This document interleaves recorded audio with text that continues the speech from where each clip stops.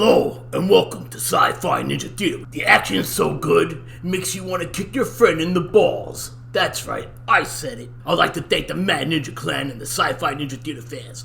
I'd also like to thank Renee, Corey, Diana Velato, who's Vinny's daughter. I'd like to thank people at EternalCon. I'd also like to thank Avi Izar for helping us out with some editing. And today on our show is EternalCon 2021. This footage hasn't been done yet. Now we're finally getting a chance to walk on it, and it's all for you guys. EternalCon 2021 Part 2. Welcome to EternalCon! What's you guys name? My name is Miles. Barry. How did we what? I'm sorry. Oh, It's very very nice. nice. Awesome. That's a lot, guys. Thank you. Thank you. Thanks, guys.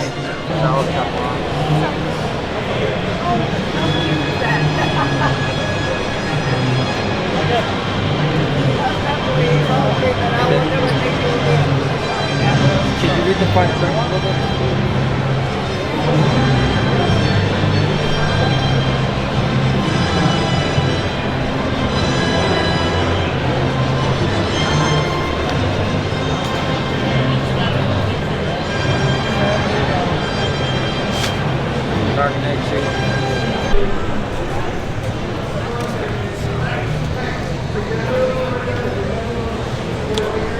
Thank you. I love it. Hi to the fan of Sci-Fi Ninja Theater. We are at EternalCon. My name is Barbie Chula NYC, and today I'm Harley Quinn. That was my bruise. Hi guys. Woo! And I got skates on. Love the costume. Thank you. I'm gonna pan down. Okay, take a look. Yes. All right, great. Hey, can you do a turn for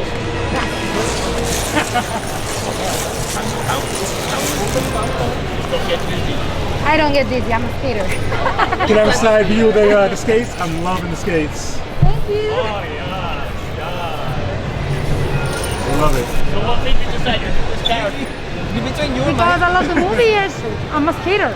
In the movie, she skates. So I was like, hell yeah, I'm doing that. So where do you go roller skating these days? Because I know most of the places I are go in the closed down. city, New York City, all the time, all over the place. Oh, so you skate just in Yep. the city? You don't Yep. go to a rink or anything like that? No, I just go in the city like crazy. So Okay, cool. I'm all over the place. Love it. Do you have any more questions? What do you do besides this? Just modeling, fashion modeling, and that's it, and graphic design. I'm a graphic designer. Okay, cool. What software do you use? Huh? What software do you use as a graphic designer? All the product Adobe, because I actually work with Adobe. Okay. So that's what I use: Adobe Photoshop, Illustrator, DreamWorks, Flash, and everything. So Nice. I'm good with Adobe. My product, Adobe. Thank you. Thank you so much, guys. Thank you. Mwah. Thank you. Take care. Do you have a website?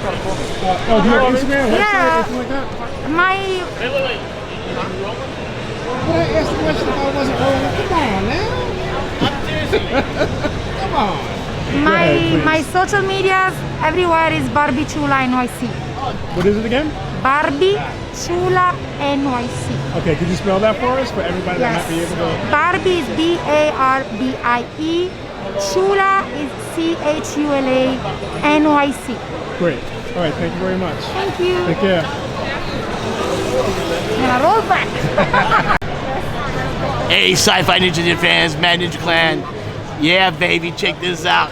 This friggin' knife is beautiful. Yeah, man. I'll be back. And it feels nice. Ooh, it feels nice. Yeah, be careful with that thing. Coming to get you, baby. Better watch out. How's it going, everybody? Chris again from Riddle of Steel Custom Edge Weapons, and I'm here with our everyday carry Mandalorian Kukri. One single piece of 420 HC stainless steel, part to 58 Rockwell. It's got a forward sweeping edge of 4 inches exactly with our beautiful hand-engraved Mandalorian leather sword. This piece over here, our sub-hilt for striking, this for slicing, and of course, a tail for speedy draw, and of course, chopping and hacking. It is strong, it is sharp, it is deadly, it is one of a kind. Get yours today from Riddle of Steel. And what's your website or Instagram? Riddle of Steel 85 on Instagram, Riddle of Steel Custom Edged Weapons on Facebook. All right, thank you very much. Thank you. Stay sharp and stay deadly, my friend. Can I get a card?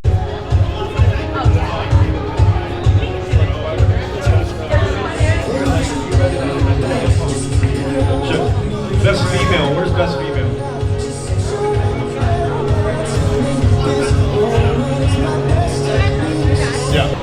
Hey, what's up? This is Roland Ledesma here at EternalCon in Long Island right now at Hofstra University for 2021. I'm here with the infamous Vinny from Sci-Fi Ninja Theater.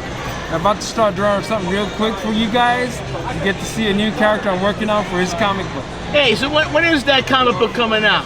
It should be out this year. About 10 years from now, right? This year. It's gonna come out this year. He's just impatient, that's all. 10 years from now, people. We've been waiting for this comic book. We've been waiting for this comic book for over 10 years. Quality takes time. Yeah, quality takes time. He just doesn't want to move his ass for me. That's all. He tortures me by not doing my comic book, and I torture him by calling me every day. calling him every day. Perfect. Now I can start drawing. Okay. Hey, Rolo. So, tell us about the character that you my main character that you draw for me. So your ninja character is called Ninja Silk. She's like a vampire slash humanoid. She's a vampire slash ninja slash alien lady. Yes. Alien DNA. Exactly. Because of her mom. Yeah. And it's been coming out pretty good. You know, we got the story so far. Oh, the story deals with her mom first, though, yes. Really, right? Yes. The story deals with her mom a little bit first, a little bit about her, and let's just say it's a little different from everybody else's comic book, I think, because the story gets real, like the way Rolo does it with his stuff. It gets real. It's pretty good, I think. Yeah, it's coming out nice. I'm pretty happy with it. It's taking a little while longer, but it's coming together.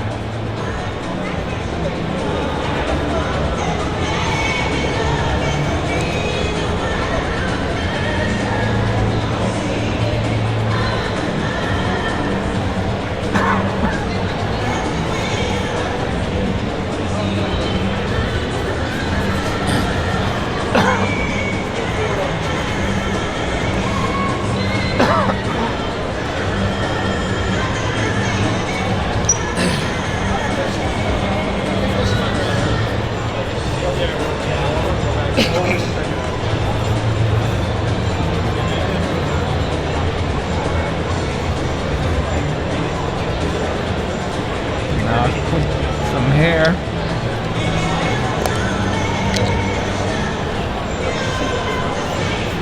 So tell us about the clan. Well, you're the writer. Let's throw in some more of the characters that you made up. It's the Mad Ninja Clan. Yes. At first, they were like mean and evil. They killed people just for fun. In a feudal Japan. Right. And the head guy just gets his daughter. His daughter gets killed, and then he realizes that what he was doing all along was just terrible. Yeah. He decides to go ahead and help out people instead of murdering them like crazy. And in doing this, he gets all the other clan members of the other clans mad at him. But they know that they can't go against him because he's too damn good. Yeah. And all his ninja people are just top notch, so nobody bothers really with him too much. And some of his ninja people have some special powers. Yeah. And because they're not all Japanese. That's a little hint about what's going on. Yep. I mean, they're mostly Japanese, but there's a few that aren't. Yeah. But no one knows because their face is locked up in a mask. Yeah. Am I giving away too much? You're doing good. It piques interest. So, if there's anybody that's looking to do a movie, that's something different, right here, Okay? The movie would be phenomenal Yes. if you listen to me. And I get all the proceeds, of course. And I'm telling you, it would be phenomenal. And we'll have Rolo and my group of people helping us out with the movie. So if anybody wants to do a really cool movie, let us know. The backing has to be amazing, though. That's how that works. I'd rather do the movie first, then work on the anime. Yeah. Not the anime first, then work on the movie, because then nobody will go see the movie. If I'm not mistaken, I think it's a copy of the face of Tutankhamun's sarcophagus. What kind of outfit we getting on her? We're gonna do the half armor with the shoulder blades Alright. and the spikes. Not like the other one. The other one's a little too covered up. So which is good. But it's always good to have like a different, different outfit. We're gonna have some boobies showing a little bit, right? Uh-oh. Uh-oh.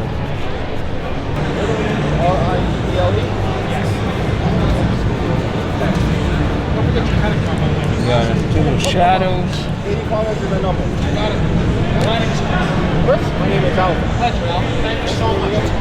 Ladies and gentlemen, coming up on the stage at 2 p.m., we have the voice cast of Red Dead Redemption.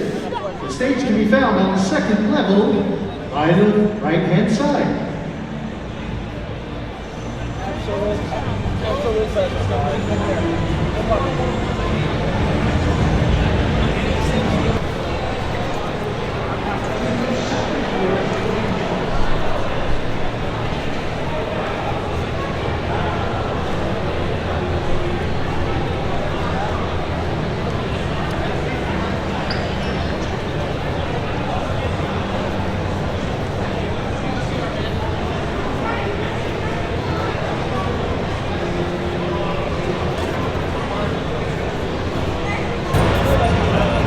So this is just a bus drawing, right? Yeah. Okay. When do we get the whole thing? You're definitely gonna get the whole. Well, we're actually working on a new poster that I worked on, and it's getting colored as we speak. So you should premiere that by midweek. It should have been ready last week, but little circumstances came up. But definitely next week we'll have that ready. Did you tell them though the main color is purple? Yeah. A lot of purples, reds, And blacks. and black, and And tell them pistachio green. there you go. You know, the green that you used in the Yeah. words. Oh yeah. By the way, fans, we got a new what was it called when you had new words? The which one? The words that we got, the graphic words that we got, the Sci-Fi Ninja Theater. Oh, the logo. The logo. We Yes. got a new logo. Brand new logo. So check it out. It's gonna be a T-shirt soon. T-shirt and patch. And a patch. That's right. You need to go to the photo op booth to check in. 2 o'clock with the Ray Fisher. You need to be in the photo booth to check in right now. The photo booth is conveniently located to the back of the bat signal. That should be the front part of the comic book. All right, let's do it. The back is supposed to be Mike Lilly, but we Yeah. don't know. So that's it'll happen eventually. We love Mike Lilly on this show. Yes. Mike Lilly is a god. He does the awesome Vaporella stuff. Amazing. He also does a lot of Dark Horse comics? Yeah, a lot of Dark Horse comics? Great independent artwork too. Yeah, DC, Independence, everybody. everybody. Guy is great. He's a good soul. Yep. We love him here. Yeah, that looks good for only, what, 10 minutes? I'm not sure about that.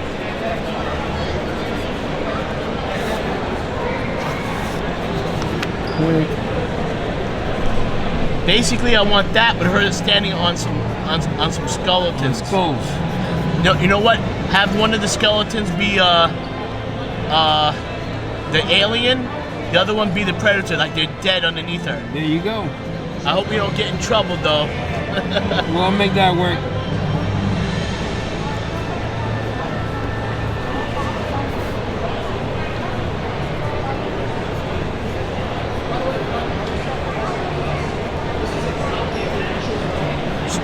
So tell us where people can get to you now. You can find me on Instagram as Rolo Ledesma NYC, and also on Facebook as Rolo Ledesma NYC, and also you can catch my comic book at curvesandbullets.com. Now tell us about Curves and Bullets. Curves and Bullets is apocalyptic world type of series with a lot of, you know, beautiful babes, crazy cars, demolitions, robots, a little bit of everything. It's like Grindhouse on comic books. Awesome. Yep, and it's written by, right now I'm working on a new anthology story, so I have like different writers working on it, but originally it started by Keith McCleary, who's also like my writing partner. So, you know, right now is book 3 in the anthology stories, and that's coming up in October.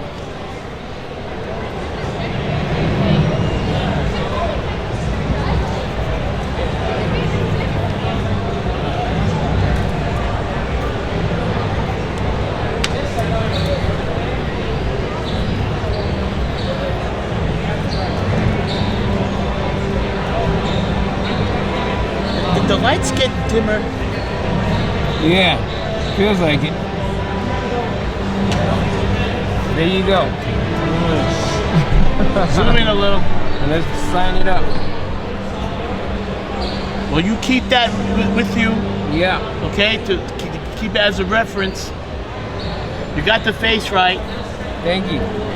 Even though she looks a little bit like she. Whatever. But fuck it. Fuck it. Is he here? Who? Lil Tucci? I don't know, is he? I don't see him here. Back up, you're my shadow. Thank you. Bring the shadow. Back up? There it is. You're good. Perfect. Alrighty now. Now, you were able to do this. Why couldn't you do this 10 years ago? Priority. So I'm here at EternalCon premiering the new Misfits comic book, the biography. So basically it's a little history from 1977 to the present of who they are, what they're all about, what they went through, who they went through, a whole bunch of stories. So it's basically showcasing them as a band. So, well, 10 Ton Press out in Arizona, they specialize in rock and roll comic books throughout history. So basically, for the past 20 years, that's all they've been working on, rock and roll, all kinds of formats in rock. So this is one of them. So, and also they worked on the Tool comic book. So these two books are based on the same company, 10 Ton Press in Arizona. So, yeah. That you're working on instead of working on my comic. Yes. So here we go. My sketchbook showcases artwork from the past, I would say 10 years. So you get to see a little bit of everything from my Curves and Bullets artwork to my actual sketches over the years I've been working on and stuff. So like I pieced together all the stuff I'd done, and now it's actually like little, you know, sketchbook. It's part 2. Part 1 sold out already. So it's been fun. So far, new things coming up.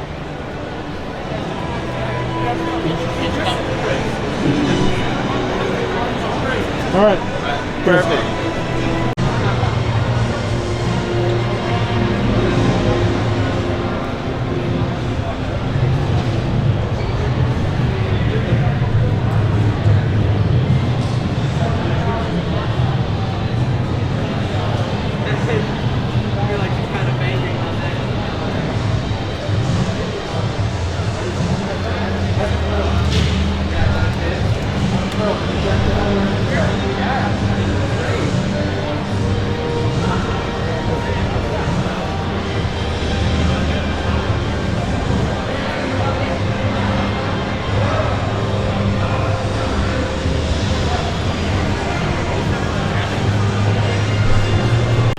Sci-Fi Ninja Theater fans, it's me, Liam Macagianis.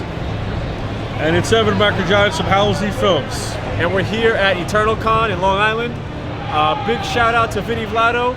He's been doing it since before I was born. We got Night of the Magician coming out soon. Look out for that. And 4 years in the making, Deterioration Blues should be out hopefully around Christmas time. We'll keep you all posted. Again, Sci-Fi Ninja Theater, EternalCon. Big love to Vinny. He's the man. It was just it was actually something that had to be done. I mean, it was escalating a couple times really high. Not that they threatened us personally, but there was a lot more people on a movie set than just the actors. And they were on the outskirts more, and in the streets more. Because we were in the trailers, and then we'd come out in the scenes. So I think it was harder for them.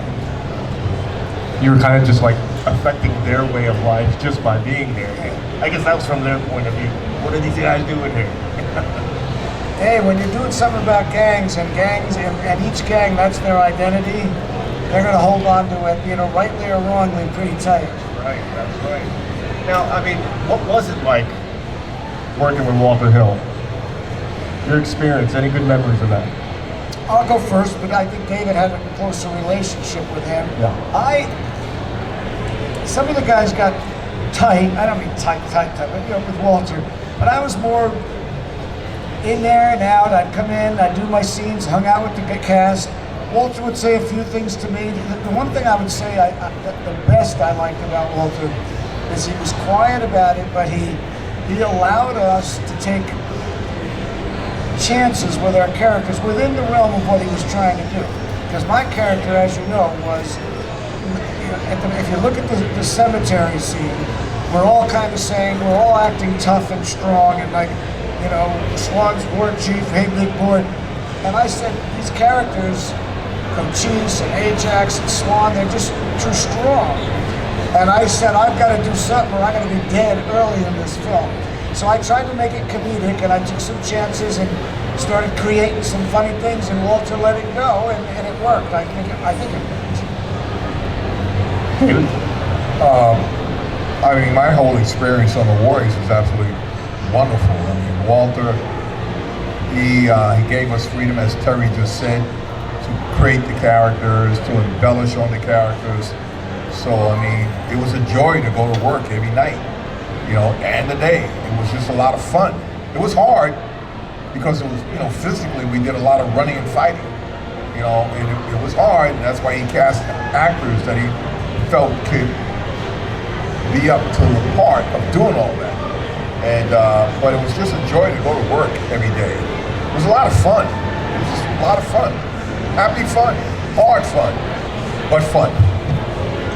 So you gotta understand that you're young actors, and you know, you're in the middle of, you know, streets of New York City.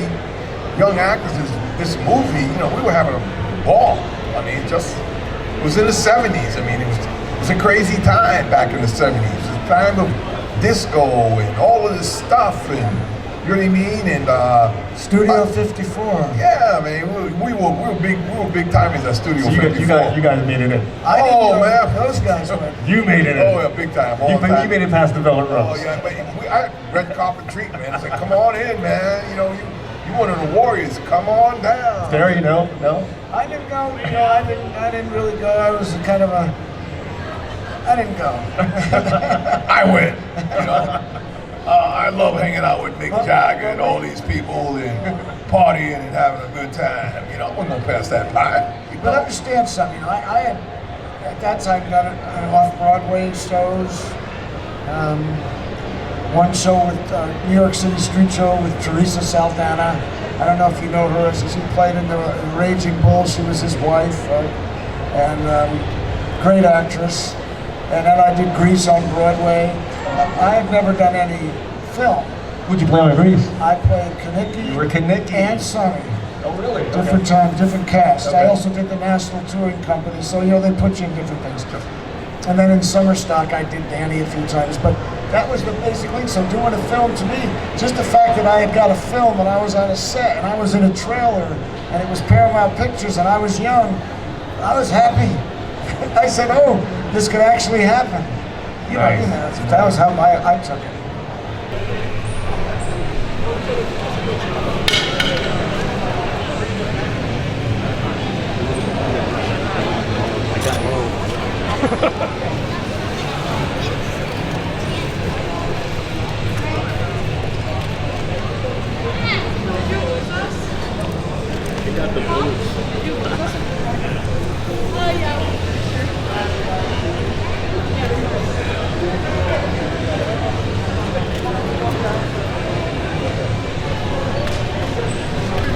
Thank you. Hey there, Sci-Fi Ninja Theater fans. We're here at EternalCon. It's going great. It's going awesome. Mad Ninja Clan going strong. Oh, wow. Little cutie thing here. Is there a chance that a short little fat guy like me, a guy who not very good looking but is a god among men, who's so amazing, even people just stop and go, ah. Is there a chance that I could get a hug?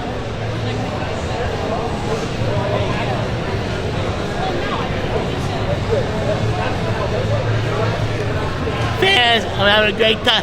Can I get a hug from you too? Come here. Oh, she give me a kiss too. Awesome.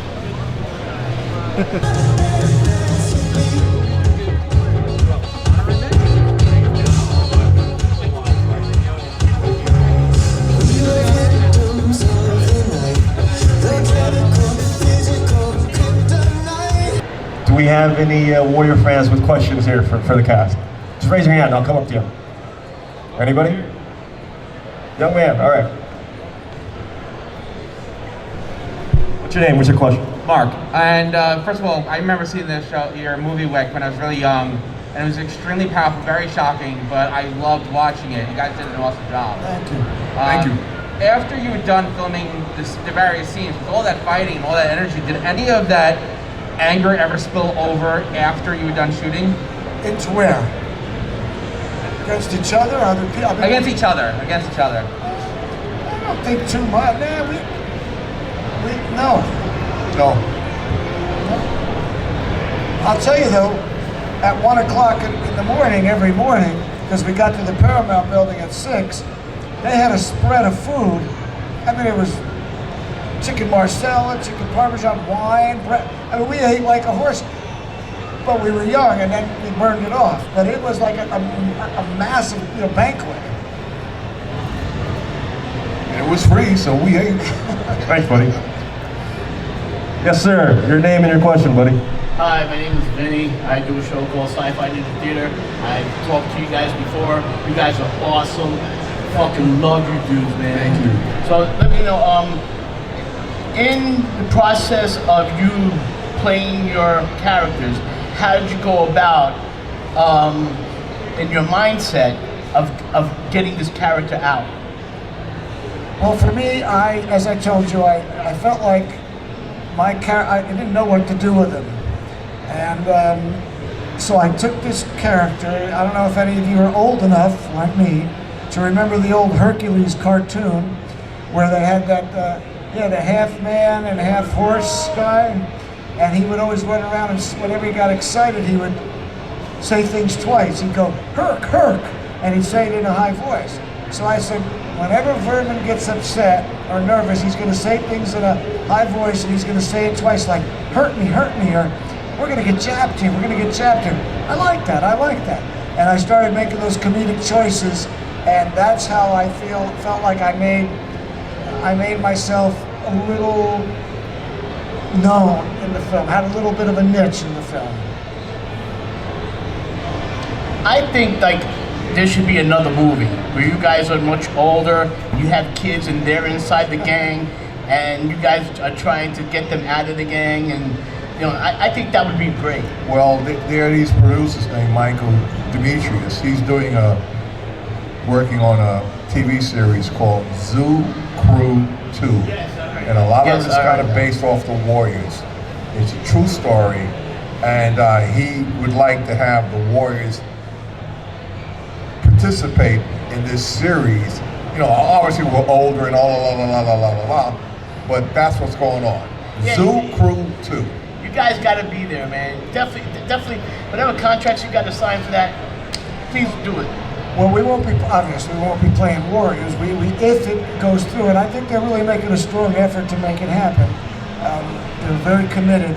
We would play other characters, but the thrust of that, though, you were right on. I think what they want to do is have it be kind of show that 1970s feel and that thing that's not around anymore, that neighborhood camaraderie, but also in each one of the episodes try to teach something because parents today are not going to be watching the thing that where all the kids are running around as gang members. They're just not going for that now.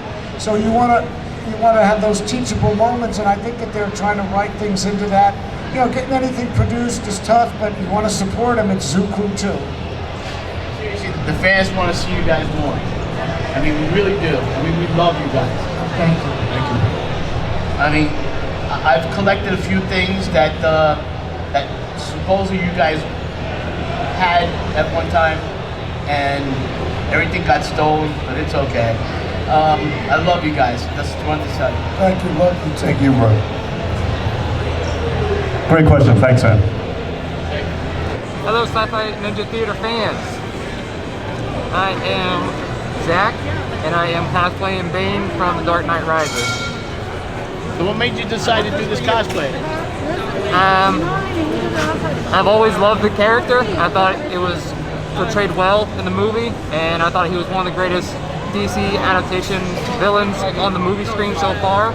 And plus, I'm a little muscular and I'm kind of bald, so kind of fitted the purpose. You look good as him.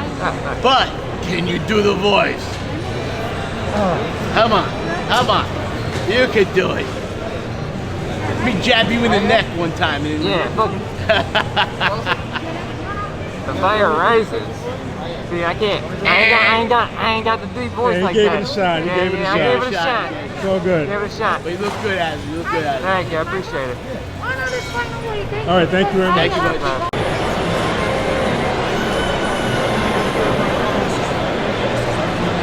Ladies and gentlemen, coming up at 2 p.m. on the main stage, second floor, we have some of your favorite voice actors from the Red Dead Redemption.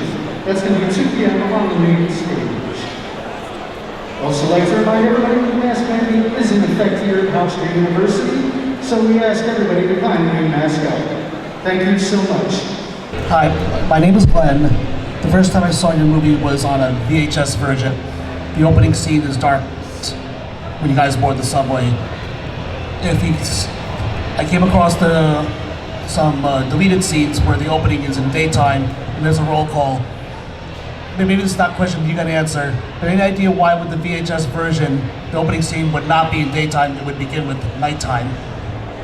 They felt it had more impact. They wanted to start it with a lot more punch right off the bat to just draw everyone in, and they wanted the whole thing at night. I'm speaking from what I heard. And then it only ends when we get home, and then the light kind of comes on.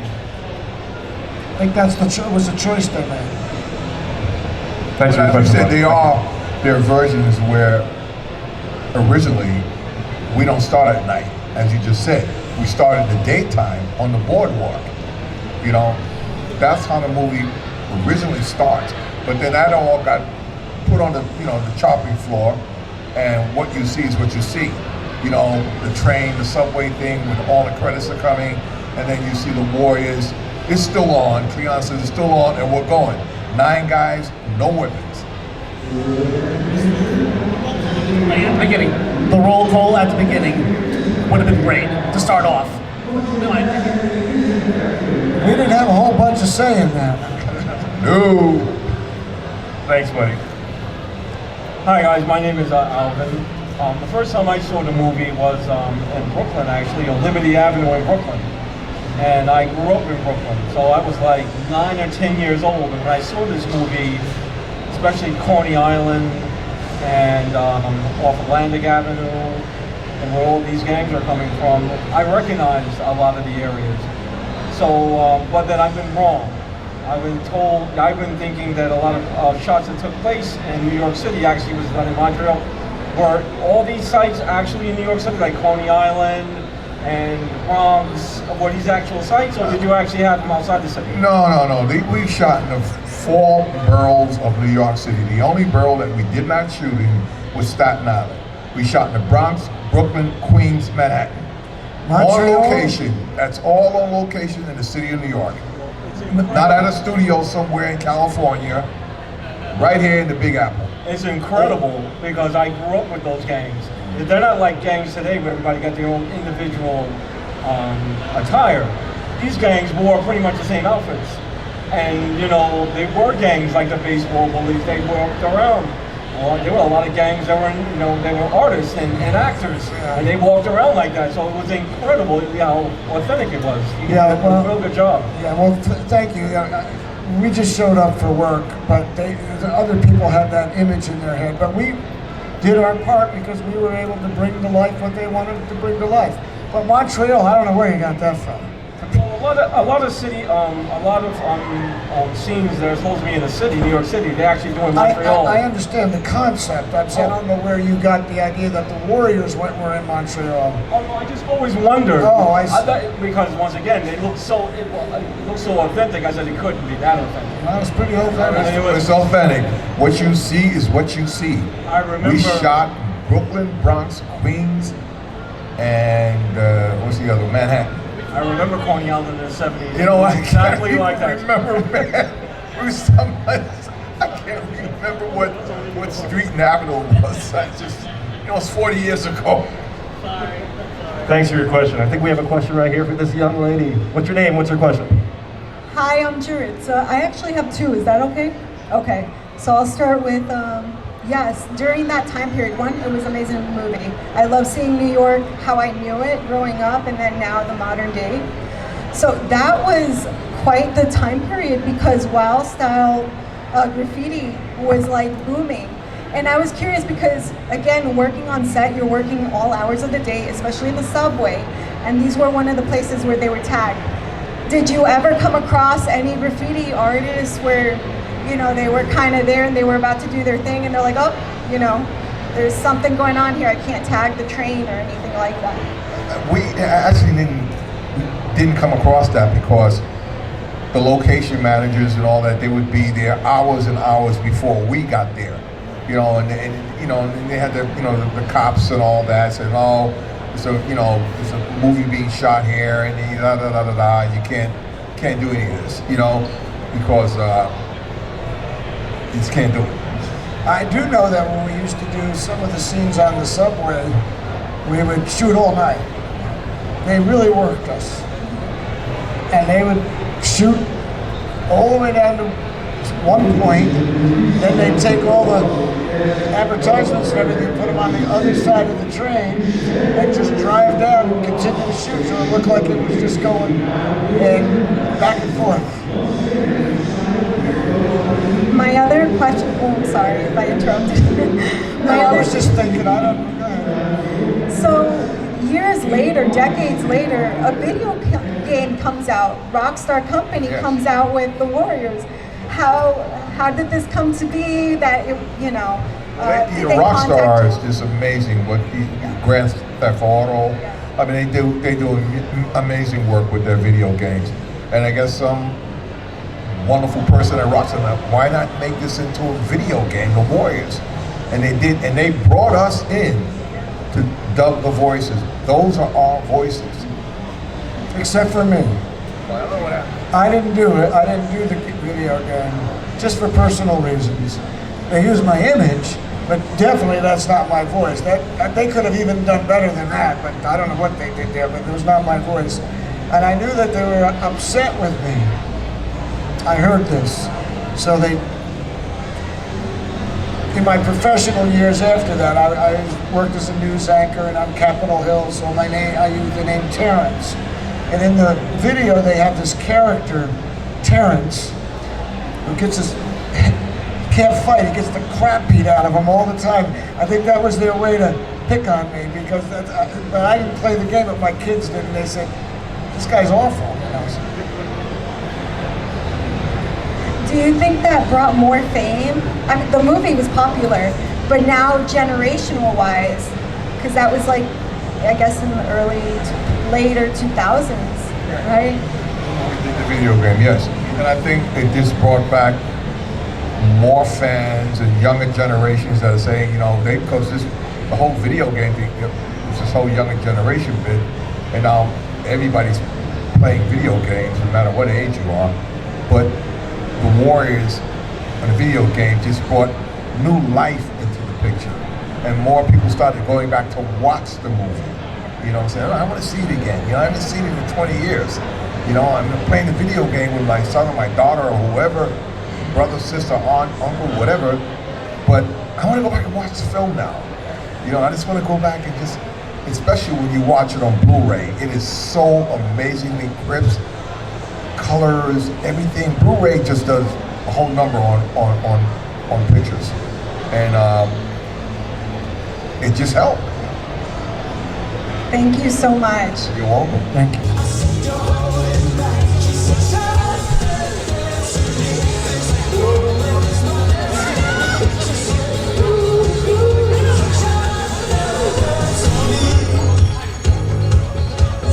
Best group, sorry about that. Come on up, best group.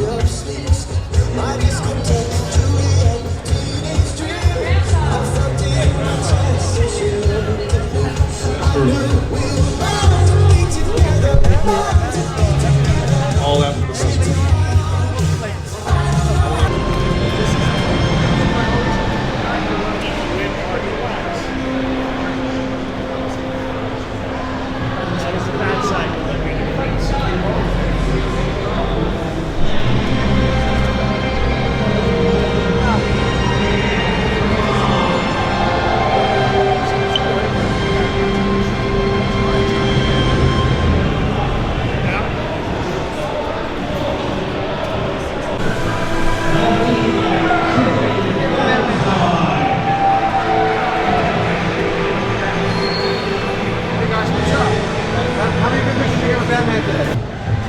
Anybody else with questions? One more? Okay.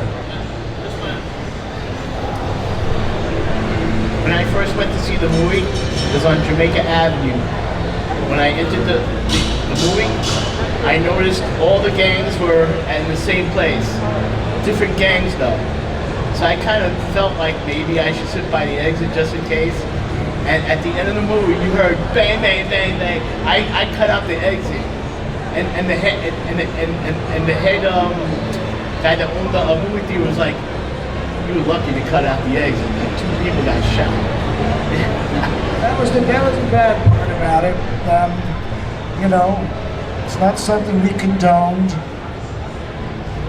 but I think people relate to it in the fact that there was this sense of camaraderie, the sense of, I always use this line, I heard it from someone else. You know, the Warriors just wanted to get home, sort of like Dorothy and the Tin Man. You know, there's no place like home, and that's what they wanted to do. And we were a multicultural gang before multicultural was talked about. We hung out, loved each other, did it, and it was just a great time. It was fun. And I think that's what, as Terry just said, that was one of the most appealing part of the Warriors. It was a multi group of guys, and then we had Warriorette, Deborah. Do you know what I mean? So it just crossed a lot of bounds. It just made it appealing to a lot of people, all different cultures, here in the States and around the world. And because you never saw a gang like that before. You just didn't. And a lot of women loved the film because,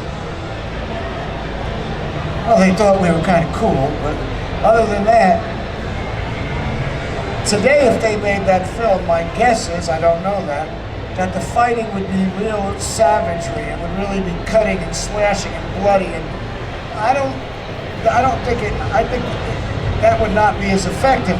But there was some sort of, you got to fight with your hands, you got to win this thing. And a lot of the women that I've talked to liked it because they liked that tension, but they didn't want it to go to this bloody, horrible thing, So it's kind of kept in the realm of noble fighting, if you can say there is. Yeah, because if you notice, you see a deadly weapon 2 times in a movie. Once in the beginning of the conclave scene, where Cyrus gets killed, shot by the bad guy, and then at the end of the film, when we're back at Coney on the beach, and he's gonna shoot Swan, that's only 2 times you see a deadly weapon in the picture. It's all about fisticuffs. You know what I mean? Anyone else with questions for the cast? One more. When, I'm presuming at some point your own family saw the movie, what did they say to you when they first saw it? Well, my wife still doesn't watch it. She likes when I come home with the money from these conventions, but she doesn't watch the film. And my kids, they were sort of like, what's that? They've grown to like it because now, as they're older, they see, LeBron James quoting Warriors, and they see Shaq quoting the Warriors. And on The Office, I don't know if you remember the episode where Michael Scott says to Daryl, "Hey Daryl, because the black guys, hey Daryl, you must have been in gangs, right? Something stupid." And Daryl, sarcastically says, "Oh sure, Mike. The Crips, the Bloods, the Warriors." And they're hearing all these films, these lines all the time. And they started saying, "What is it about this film?" I said, "I told you a long time ago." So they like it now. Took them a while. They liked Scarface better. Anyone else? You, sir. 1 second. What's your name? What's your question, boss? Raymond, from South Jamaica, Queens. I want to actually elaborate, like Jenny was saying over there. That movie theater was called RKO to Alden, Jamaica Avenue. That theater was notorious. And you got to remember now, the Warriors came out, 1979? 79. So 2 years before that was the blackout. So that was chaos in New York. I was right. I was a kid. I was 12 years old. Then seeing that movie in '79, and like hip hop was coming up from like '73 to like at that time you got Wild Style and those movies. But in a lot of those games, like I'm from South Jamaica, so we had the Seven Crowns. I think we had the Sarah Skulls. In those games, so yeah, you had the Black Space in the Bronx. But yeah, that era, I was born in '66, so I saw that whole era and that whole time. That's what I'm elaborating on. Thank you. That's why you relate a lot to the film, and that's why people love it so much, and they don't want to see it remade or anything. I know you guys are busy and we're running close to time, but I want to end it. I want to ask if you could share with the audience what has the Warrior experience, or how has the Warrior experience enriched your life throughout these decades, whether it's personal or professional? How has this enriched your life? As far as me, I made incredible brothers, friends for life, like Terry and the rest of the guys, and Deborah von Valkenburg, our honorary Warriorette, and some of the extras that worked on the movie. We became very, very, very close friends. I'll tell you this, Michael Beck, who plays Swan, he's godfather to my child, and I'm godfather to his children. So there it is. That's the thing for me. We just had all the fans we meet, and I'm not placating anybody, they love the film. And so I love talking to them. We really try to engage them. I mean, it's hard because we really try to engage them and not just sign. But I have friendships forever, So, and it's also cool having a film that you make not just die after 2 years. I mean, we come back here and people just love us. We're like these major stars. Now, when I go home, I realize I'm not. But for this weekend, it's really cool. And it's so important because what makes the Warriors are sitting right out there. You guys, you make the movie. You make your love for the film, your enjoyment for the film, and talking about the film, and talking to your friends and families and blah, blah, blah, blah. Oh, there's this movie I saw when I was 16. Telling your grandchildren, you know what I mean? And you gotta watch this movie called The Warriors. And this is what makes the Warriors, the fans that we have in the States and around the world. So we applaud you guys. We applaud you.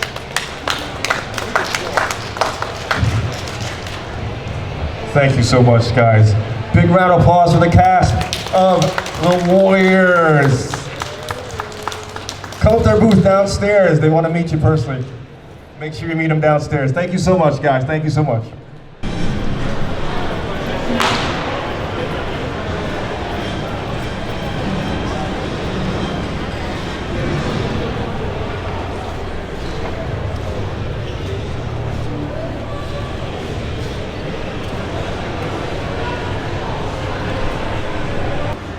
I'm Kawaii Kiwi here at EternalCon, and you're watching Sci-Fi Ninja Theater.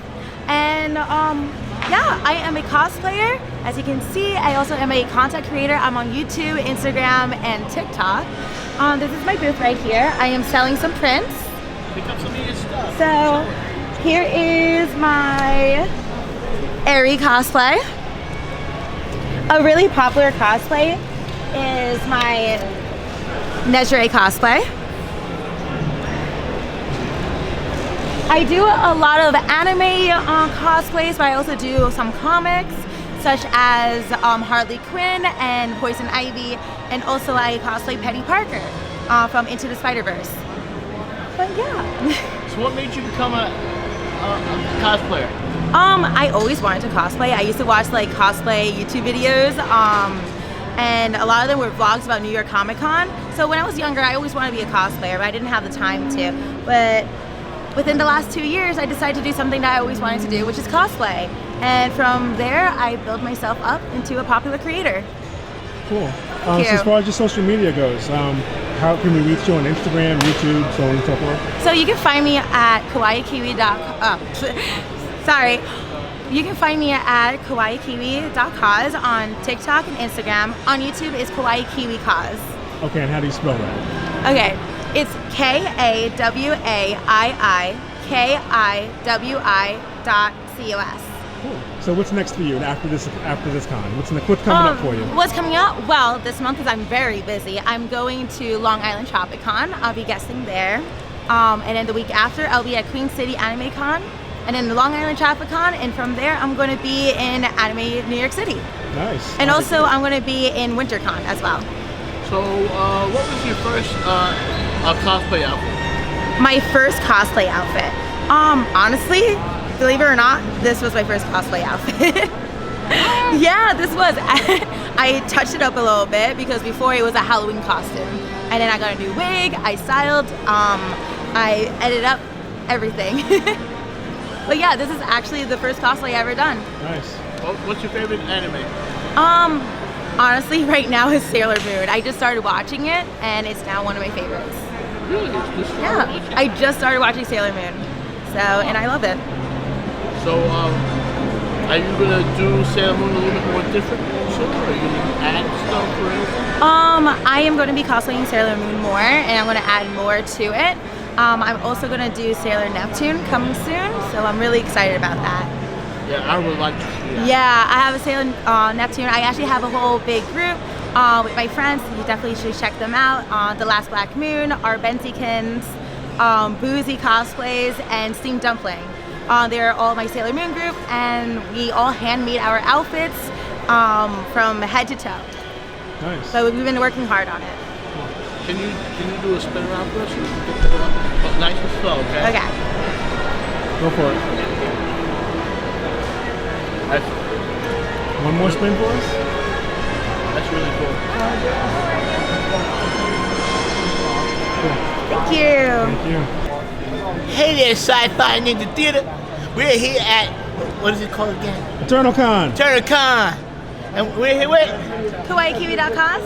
Yeah, what she said, 'cause I can't say it. Is there any chance that a short, fat guy like me, who's above everyone else in the world because he's such a god, a king almighty, but not very good looking, and all girls want him for some reason, they just don't know why. Is there a chance that I can get a hug? Yeah, of course. Fans, I do it all for you, the fans. None of this is for me. Can I get one more? Sure.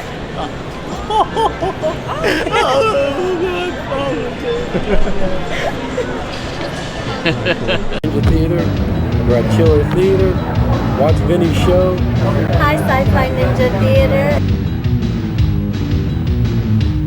You're watching Sci-Fi Ninja Theater.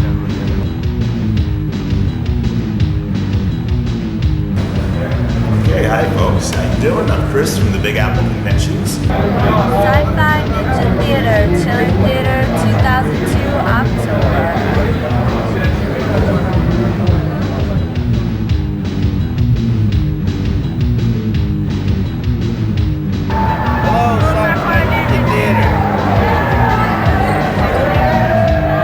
Guys, what's up?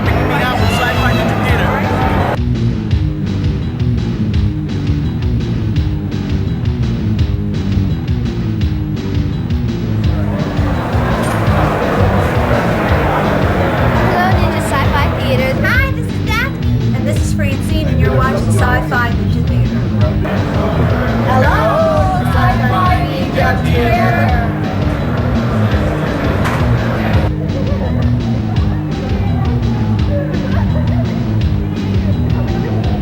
Hello, America. New York, hello.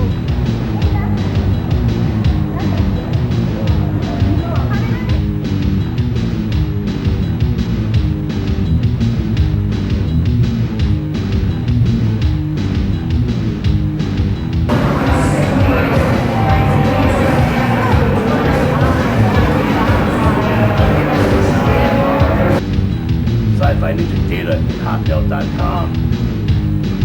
Hope you enjoyed it. Later.